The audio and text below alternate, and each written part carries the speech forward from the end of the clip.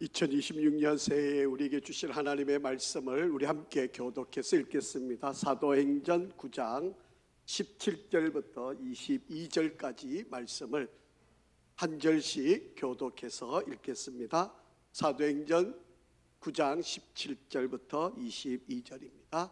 아나니아가 떠나 그 집에 들어가서 그에게 안수하여 이르되, 형제 사울아, 주 곧 네가 오는 길에서 나타나셨던 예수께서 나를 보내어 너로 다시 보게 하시고 성령으로 충만하게 하신다 하니, 즉시 사울의 눈에서 비늘 같은 것이 벗어져 다시 보게 된지라. 일어나 세례를 받고 음식을 먹으며 강건하여 지니라. 사울이 다메섹에 있는 제자들과 함께 며칠 있을새 즉시로 각 회당에서 예수가 하나님의 아들이심을 전파하니, 듣는 사람이 다 놀라 말하되, 이 사람이 예루살렘에서 이 이름을 부르는 사람을 멸하려던 자가 아니냐. 여기 온 것도 그들을 결박하여 대제사장들에게 끌어가고자 함이 아니냐 하더라. 사울은 힘을 더 얻어 예수를 그리스도라 증언하여 다메섹에 사는 유대인들을 당혹하게 하니라. 아멘. 2026년 새해도 하나님의 풍성한 또 귀한 은혜가 우리 성도 여러분 또 모든 가정에 또 사랑하는 우리 자녀들 위해 함께 하시고 믿음의 길에서 승리하는 한 해가 되기를 간절히 바랍니다. 2026년도에는 저희 교회가 여러분 왼쪽에 보시는 표처럼 하늘의 기쁨이 임하는 교회, 하늘의 기쁨이 임하는 교회로서 우리 온 교회 성도들이 기쁨이 충만한 한 해가 되기를 주의 이름으로 축복합니다. 사람이 살아가는 데 있어서 중요한 것 가운데 하나가 신념이라고 하는 것입니다. 그런데 이 신념은 단순히 우리가 살아가는데 가지고 있는 생각 이상의 의미를 가지고 있습니다. 이 신념이라고 하는 것은 나의 삶의 방향과 목표를 정하게 하고요, 어떤 어려움이 다가오게 되면 그 어려움을 극복해낼 수 있는 원동력이 바로 이 신념을 통해서 이루어지기도 합니다. 그리고 이 신념은 내가 어떤 일을 하고자 하는 동기부여의 힘도 가지고 있고요, 또 사람을 움직이게 하는 바로 그런 놀라운 힘도 갖고 있습니다. 그러니까 이 신념은 나의 삶의 의미 그리고 나의 삶의 목적을 제공해주는 아주 강력한 힘이 되기도 하죠. 내가 어느 방향으로 무엇을 해야 되는지를 이끌어주는 아주 강한 힘이 바로 이 신념 속에 담겨져 있다라고 하는 것입니다. 그래서 세상 사람들은 이야기합니다. 신념이 바뀌면 생각이 바뀌고, 생각이 바뀌면 행동이 바뀌고, 행동이 바뀌면 습관이 바뀌고, 습관이 바뀌면 인생이 바뀐다라고 하는 이야기입니다. 그러니까 이 신념이 대단히 중요한 것이고 우리의 삶에서 매우 큰 자리를 차지하게 되죠. 지금 러시아와 우크라이나 전쟁이 아직도 일어나고 있고요, 그리고 지금 이스라엘과 또 중동 지역 또 동남아 또 곳곳에서 지금 전쟁의 피해를 계속 입고 있습니다. 수많은 사람들이 지금 죽어가고 있고 아프리카에도 끝없는 전쟁이 일어나고 있습니다. 세상에 이렇게 큰 피해를 주는 사람들은 도대체 누구일까요? 어떤 사람들이 이 세상의 많은 사람들을 힘들게 하고 어렵게 하는 것일까요? 여러분, 무식한데 잘못된 신념을 가진 사람, 무식하면서도 잘못된 신념이 옳은 줄 알고 살아가는 바로 그런 사람들이 바로 오늘날 이렇게 힘들게 하고 어렵게 하는 일입니다. 그런데요, 이 사람들보다 더 무서운 사람이 있어요.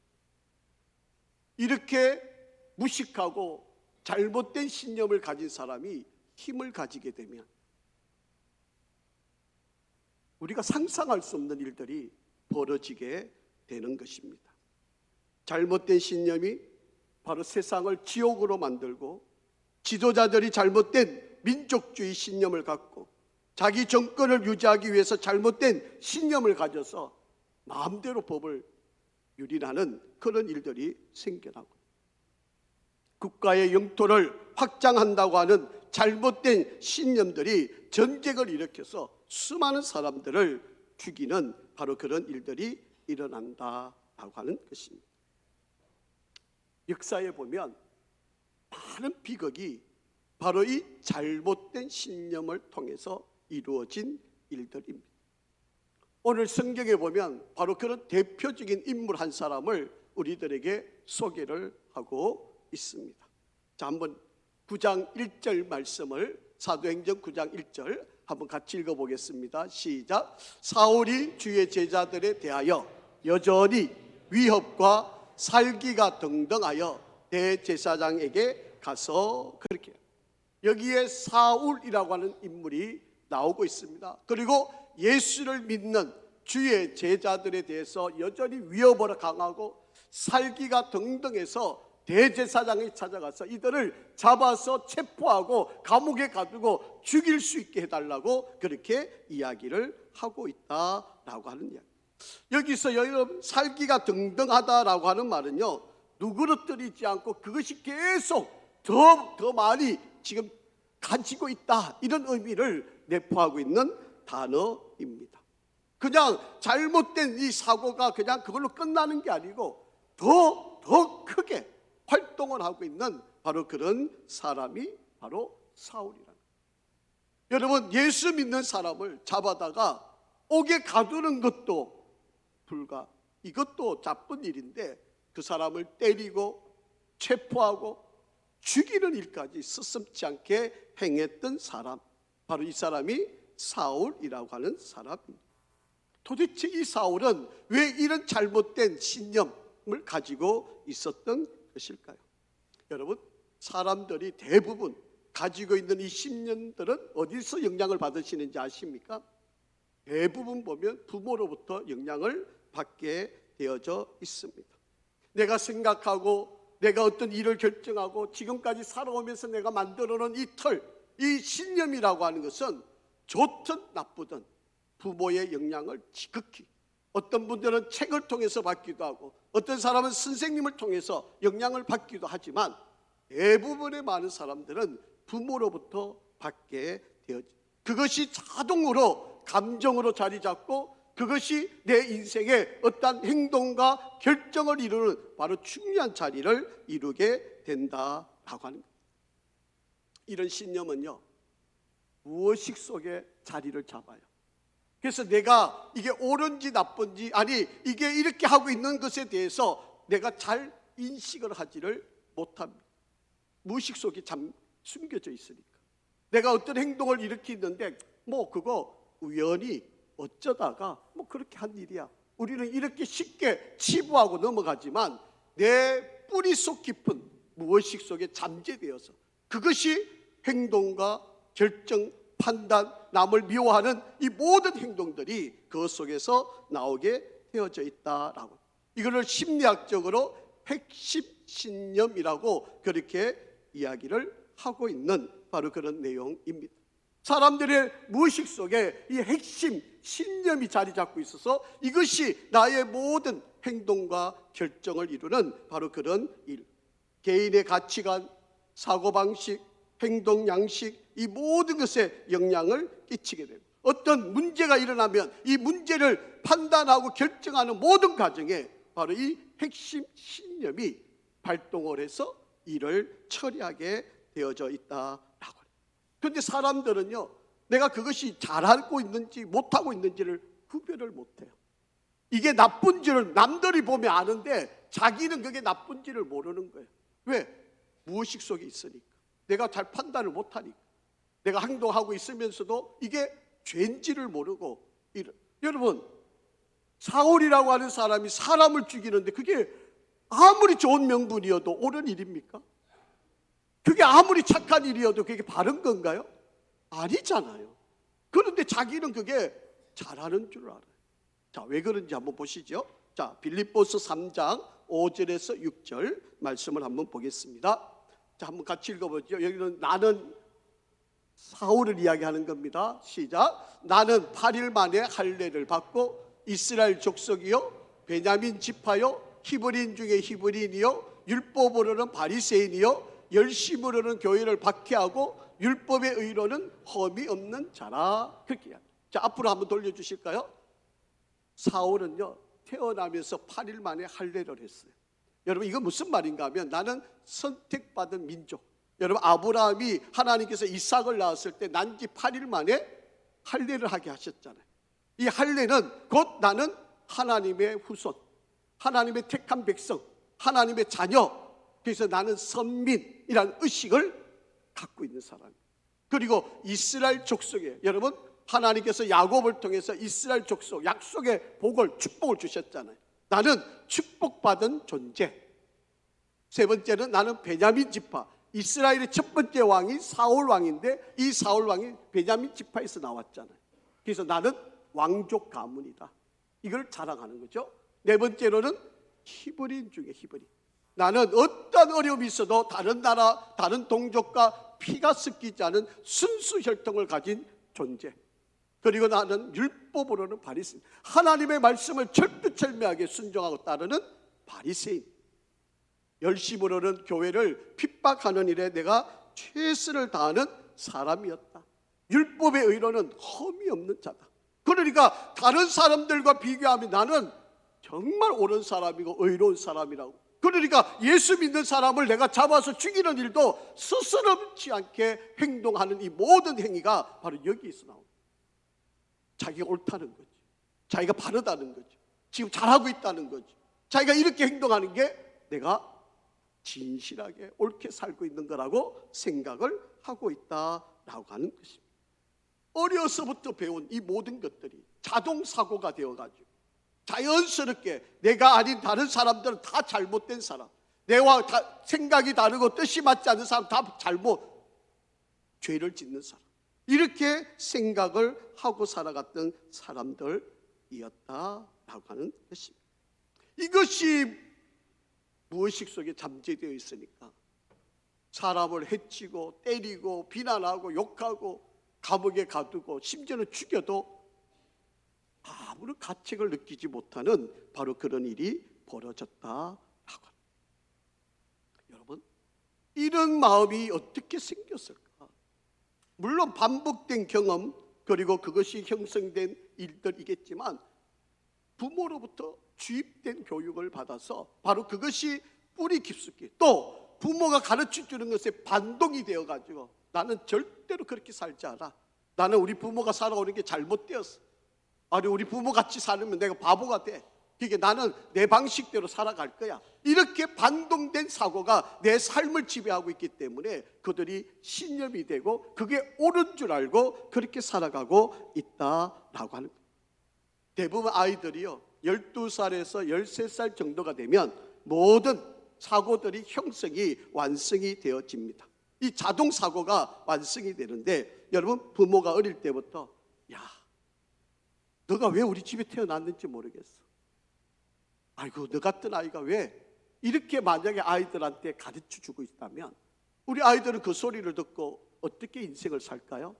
아이고, 나는 쓸모없어, 나는 버림받은 자식이야, 나는 부모로부터도 인정 못 받아, 그런데 내가 어떻게 인생을 사람들 사회 속에 내가 직장에 나가서 성공할 수 있겠어? 이렇게 이야기하는 거예요. 여러분, 부모들이 아이들한테 야 세상에 믿을 놈 아무도 없어, 이렇게 가르쳐주면 여러분 이 아이들은 세상에 나와서 아무도 못 믿고 살아가는 거예요. 세상에 그 어떤 사람들도 믿을 만한 사람들을 찾기가 겁이 나고 두렵게 되어지게 되는 것이다. 여러분 아이들의 학교에서 선생님들이 야 인간은 진화된 동물이야, 단세포에서 진화되어 가지고 원숭이가 되고 원숭이가 되어서 그것이 진화되어서 인간이 된 거야, 이렇게 가르쳐주면 여러분 12년 동안 그걸 배우고 자란 아이들은 자연스럽게 그 몸의 생각의 판단이 뭘까요? 아 인간은 동물과 다른 게 없어, 이런 생각들을 가지면서 자라지 않겠습니까? 이렇게 해서 사람들의 말이 얼마나 중요한지 모른다라고 하는 거예요. 그래서 아이들하고 부모들 사이에 아주 중요하고 지대한 18가지의 신념에 영향을 주는 요소들이 있어요. 뭐 이 18가지가 다 중요한 것들이겠지만 그중에 5가지 아주 중요한 요소가 있다고 이야기합니다. 첫째는 정서적인 결핍이 바로 부모로부터 주어진다는 거죠. 내 욕구는 채워지지 않아. 내가 아무리 노력해도 내 것은 절대로 이루어지지 않아. 이런 생각들이 머릿속에 잡게 되고요. 결함과 수치심이 된 신념이 자리 잡게 돼요. 내 진짜 모습을 알면 남들이 다 나를 싫어할 거야. 이런 사고들이 생기게 되고요. 불신과 학대의 신념이 생기면 누구도 믿을 수 없어. 네 번째는 버림받은 신념입니다. 나는 결국 혼자 남을 거야. 5번째는 사회적인 소외의 신념이에요. 나는 어디 가도 나는 잘 적응하지 못해. 잘 소속되지 않아. 이렇게 이야기하게 된다. 이런 사고, 이런 신념을 갖고 있는 아이들이 학교 생활을 하고 직장 생활을 하고 교회 생활을 하고 심지어 결혼까지 하면 어떻게 되겠습니까? 이런 잘못된 신념을 갖고 살아가는데 과연 그 관계들이 올바르게 되어질 수 있느냐라고. 자, 그러면 이 잘못된 신념을 어떻게 바꿀 수 있어요? 여러분, 우리가 잘못된 이런 신념을 가지고 어떻게 변화를 일으킬 수 있는 것일까요? 여러분, 성장하면서 물론 정말 중요하고 좋은 사람 만나면 여러분 변화를 일으킬 수 있습니다. 그리고 좋은 책을 만나면 정말 변화받을 수 있습니다. 그런데요, 이런 변화는 극히 드물다. 극히 드물다. 물론 좋은 사람 만나가지고 변화될 수도 있고 좋은 책을 만나서 변화될 수도 있고 그런 영향도 있을 수 있겠지만 그렇게 해서 바뀌기란 정말 어려운 일이다. 여러분, 사울이 오랫동안 잘못된 이 신념을 가지고 예수 믿는 사람을 이렇게 해치고 죽이고 살기등등하게 다니던 이 사람이 누가 변화시켰을까요? 이 사람이 어떻게 바울이 되고 사도가 되고 복음을 전하고 생명을 걸고 하나님의 나라를 위해서 헌신하는 자가 되었을까요? 누가 이렇게 바꾸어 놨을까요? 자, 성경 한번 읽어보겠습니다. 본문 17절 말씀 한번 같이 읽어봅니다. 시작. 아나니아가 떠나 그 집에서 들어가서 그에게 안수하여 이르되 형제 사울아, 주 곧 네가 오는 길에서 나타나셨던 예수께서 나를 보내어 너로 다시 보게 하시고 성령으로 충만하게 하신다 아니. 그렇게. 여러분, 사울이 변화된 것은 아나니아 때문이 아니에요. 물론 아나니아라고 하는 좋은 사람을 만나서 그의 눈을 뜨게 만든 역사도 있었지만 그 아나니아 때문에 사울이 바울이 된 게 아닙니다. 무엇 때문이라고요? 성령 충만 때문에. 성령 충만을 받으니까 사울이 바울이 되었다라고 하는 이야기입니다. 여러분, 근본적인 인간의 변화는 사람이나 책이나 어떤 노력에 의해서 절대로 바뀌어지지 않습니다. 그러나 성령이 내게 임하면, 성령 충만이 내게 임하면 여러분, 그 사람은 180도 달라지게 되어져 있습니다. 자, 본문 4절로 한번 돌아가 볼게요. 사도행전 9장 4절입니다. 땅에 엎드려져 들음에 소리가 있어 이르되 사울아 사울아 네가 어찌하여 나를 박해하느냐 하시더라. 예수님이 사울을 찾아와서 지금 다메섹에 예수 믿는 사람 잡으러 가는데 주님이 나타나서 네가 나를 왜 박해하느냐 그렇게 지금 말씀을 하시고 있는 장면입니다. 자, 사도행전 26장 9절도 한번 보세요. 나도 나사렛 예수의 이름을 대적하여 많은 일을 행하여야 될 줄 스스로 생각하고, 예수 믿는 사람을 잡아서 죽이는 일이 그게 옳은 일이라고 생각하고 열심을 다했다라는 이야기를 하고 있다. 예수를 핍박하고 예수 믿는 사람을 잡아 죽이고 이런 일이 옳다고 생각하면서 이렇게 살았던 바로 그런 사람이에요. 자, 그런데 성령 충만을 받으니까 이 사울이 어떻게 바뀌었는가 보시죠. 20절 시작. 즉시로 각 회당에 예수가 하나님의 아들이심을 전파하니. 아멘. 여러분, 성령이 임하게 되니까, 이렇게 악한 사람이 성령이 임하게 되니까 회당에 뛰어들어가 가지고 예수가 하나님의 아들이십니다, 우리의 주이십니다, 이렇게 고백하게 되었다라고 하는 이야기입니다. 예수가 메시아, 예수가 우리의 주, 우리의 그리스도, 하나님의 아들이라고 이렇게 변화될 수 있었던 것은 성령 충만 때문이었다. 아나니아 같은 좋은 사람을 만나서 변화된 것도 아니고, 어떤 환경이 갑자기 바뀌어진 것도 아니고, 그 안에 성령이 임하니. 사랑하는 성도 여러분, 2026년도에 여러분 성령 충만한 은혜가 있기를 주의 이름으로 축원합니다. 여러분 정말 승리로운 삶을 살고 싶고, 오늘 우리가 이 한 해의 주제처럼 하늘의 기쁨을 누리는 교회 성도 여러분이 되기를 원하신다면 성령 충만 받으시기를 바랍니다. 성령 충만하면 여러분 세상이 아무리 어려워도, 내가 아무리 바꾸려 해도 바뀌지 않는 그 모든 것들을 변화시킬 수 있다. 로마서 1장 4절 말씀도 한번 읽어볼까요? 성결의 영으로 죽은 자들 가운데서 부활하신 능력으로 하나님의 아들로 선포되셨으니 우리 곧 우리 주 예수 그리스도시다. 여러분, 사울이 예수가 잘못되었다고 생각했던 그가 이렇게 고백하고 있다. 죽은 자 가운데서 부활하시고 능력으로 하나님의 아들이 되셨고 우리의 주가 되시고 예수가 되시고 그리스도이시다, 이렇게 선포하는 자가 되었다라고 하는 거예요. 우리가 가지고 있는 이 잘못된 신념과 우리가 가지고 있는 이 사고, 이 핵심 신념을 바른 믿음, 바른 신념으로 바꿀 수 있는 것은 성령 충만밖에 없는 거예요. 그래서 사랑하는 성도 여러분, 성령 충만 받으시기 바랍니다. 그렇지 않고는 이전의 삶과 이전의 내 방식과 생각, 사고들이 여전히 나를 괴롭히고 나를 힘들게 할 수밖에 없다라고 하는 것입니다.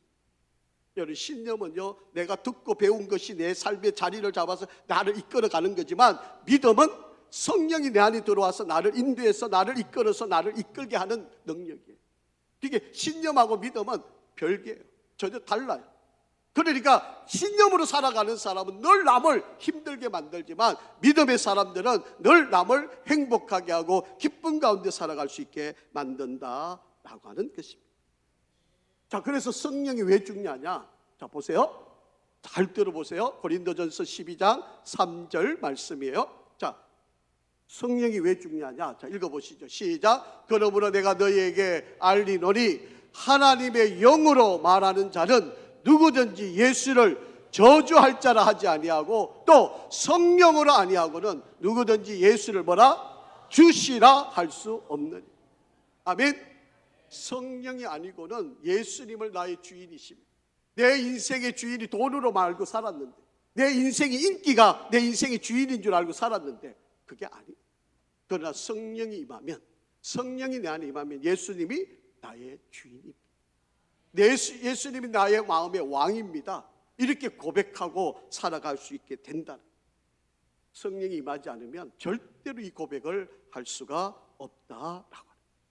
요한복음 3장 5절도 한번 읽어볼까요? 시작. 예수께서 대답하시되 진실로 진실로 내게 이르노니 사람이 물과 성령으로 나지 아니하면 하늘나라에 들어갈 수가 없다. 맞습니다.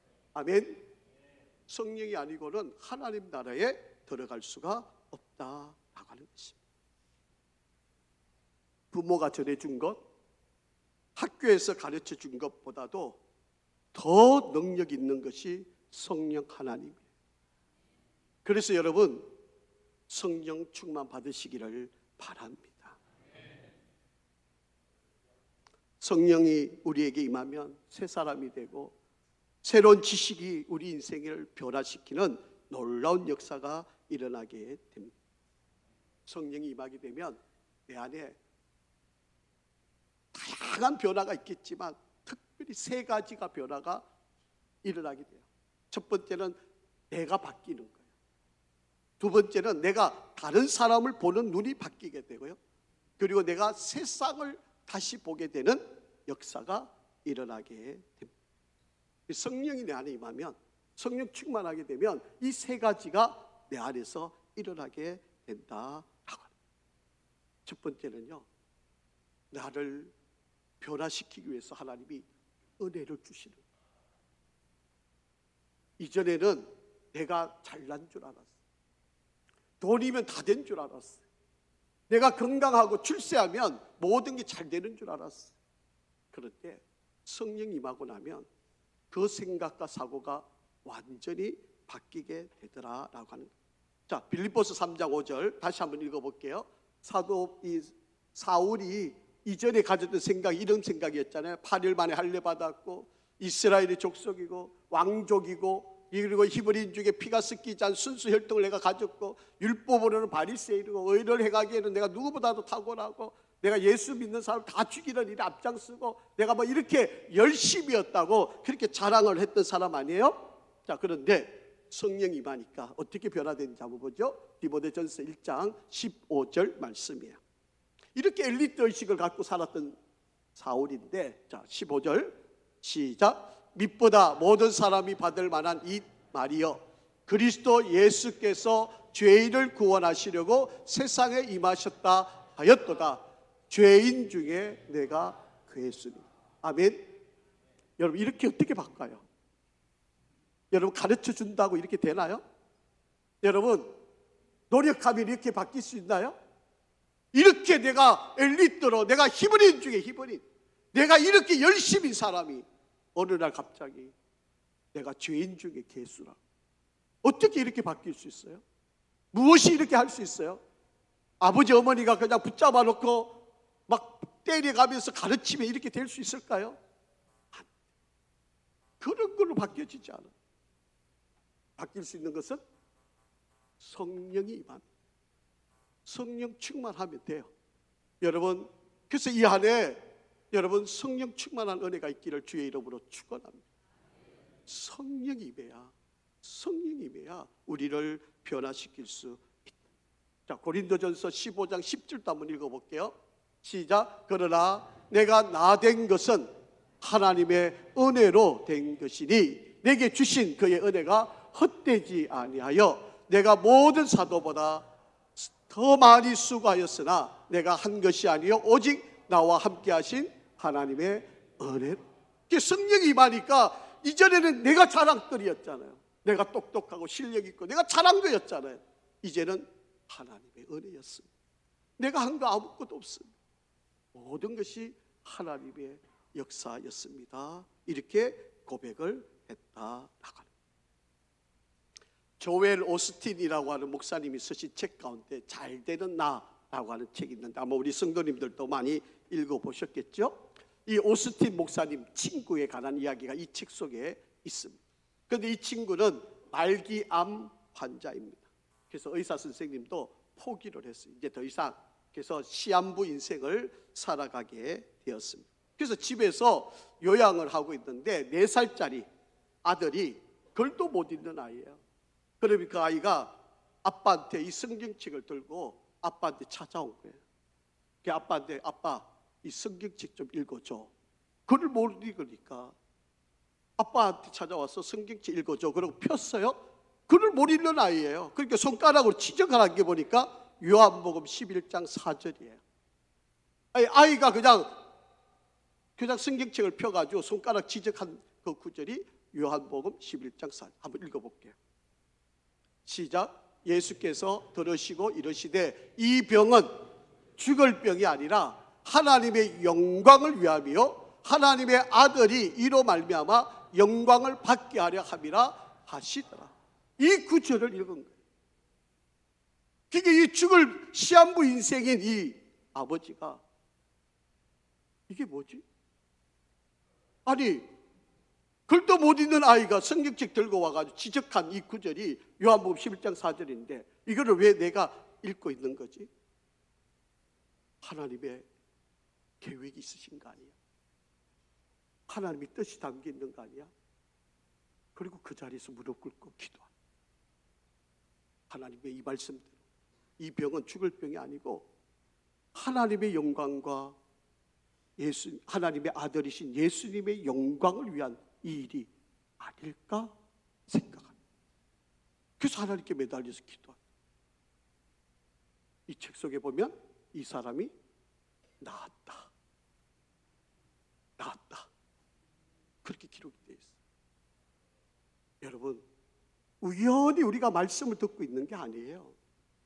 하나님께서 우리에게 가장 적절한 때, 가장 적절한 시간에 말씀을 주시고 있다는 사실을 잊지 않으시기를 바랍니다.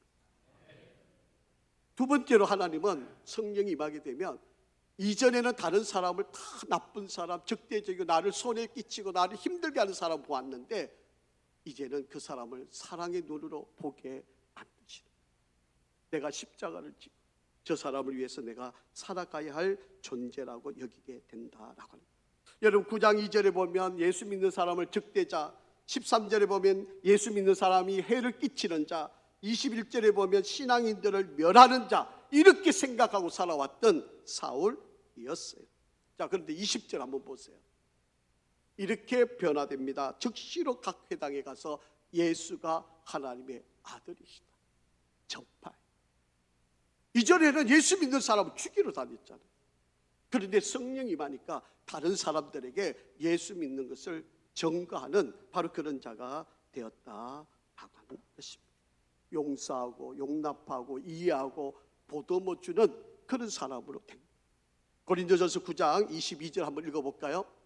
약한 자에게 내가 약한 자가 같이 된 것은 약한 자들을 얻고자 하며 내가 여러 사람에게 여러 모습이 된 것은 아무쪼록 몇 사람이라도 구원하고자 함이니. 그렇게. 이제는 한 영혼이 귀한 거예요. 내가 그 사람과 같이 되어서 그 영혼을 구원하고 싶은 바로 그런 삶을 살게 되었다라고 하는 것입니다. 자, 본문 18절 19절도 한번 읽어볼게요. 즉시 사울의 눈에서 비늘 같은 것이 벗겨져 다시 보게 된지라. 일어나 세례를 받고 음식을 먹음에 강건하여지리라. 사울이 다메섹에 있는 제자들과 함께 뭐했다? 며칠 동안 있었다. 아니, 잡아서 죽여야 되는 사람들이잖아요. 감옥에 가두어야 되는 사람이잖아요. 그런데 그들과 함께 있었다라고 하는 이야기. 어떻게 이렇게 바뀌어요? 우리의 신념을 바꾼다는 게 얼마나 어려운 일인데 성령이 임하니 이런 놀라운 역사가 일어나게 되었다. 성령이 임하니까 세상을 보는 눈이 달라졌어요. 이전에는 그냥 세상을 온통 죄악된 세상, 악한 것들로 보았는데 이 세상에 하나님의 뜻을 이루어야 할, 하나님이 나에게 사명을 주셔서 이 땅에 하나님의 영광을 이루어야 할 곳으로 보게 되었다라고 하는 것입니다. 자, 2절 말씀 한번 읽어볼게요. 본문 2절 시작. 다메섹 여러 회당에 가져갈 공문을 청하니 이는 만일 그 도를 따르는 사람을 만나면 남녀를 막론하고 결박하여 예루살렘으로 잡아오려 함이라. 그렇게 편협된 유대적인 사고를 가지고 살았던 그 사람.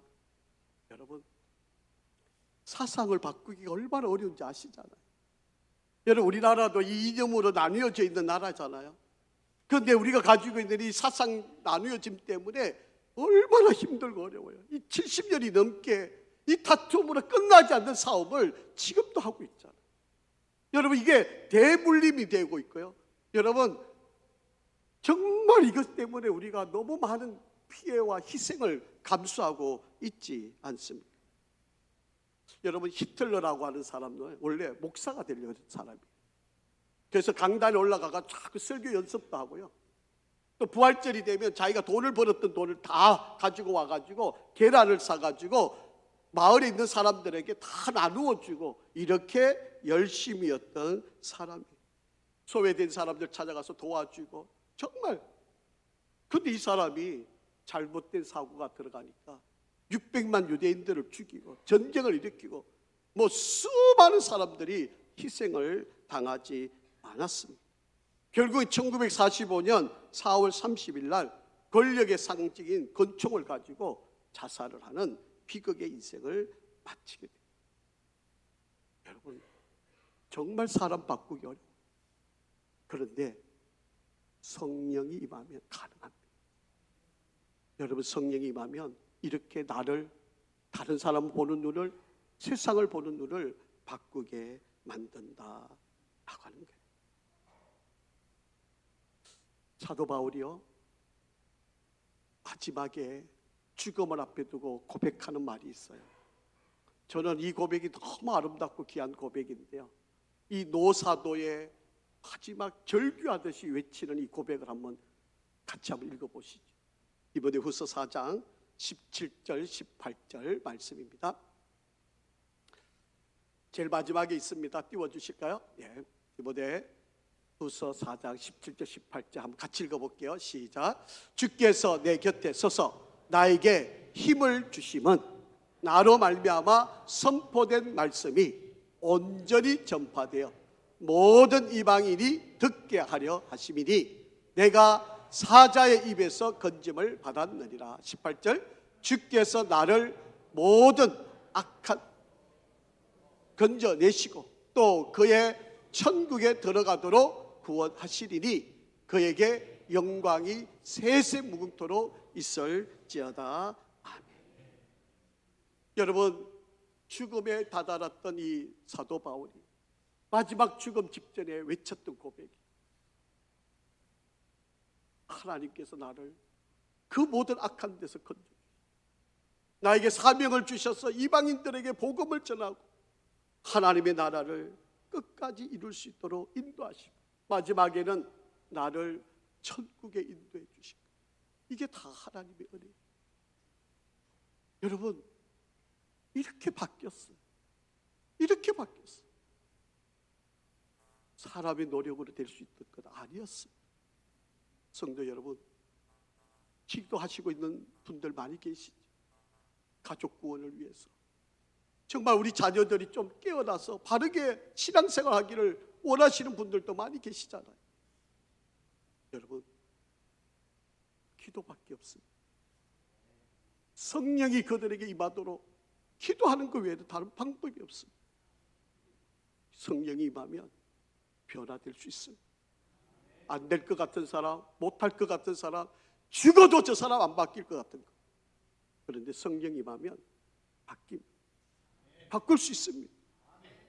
이 안에 우리 교회 모든 성도들이 하늘의 기쁨을 누리면서 승리하고 영광을 돌리고 우리가 기쁨 가운데 나갈 수 있기를 간절히 축원합니다.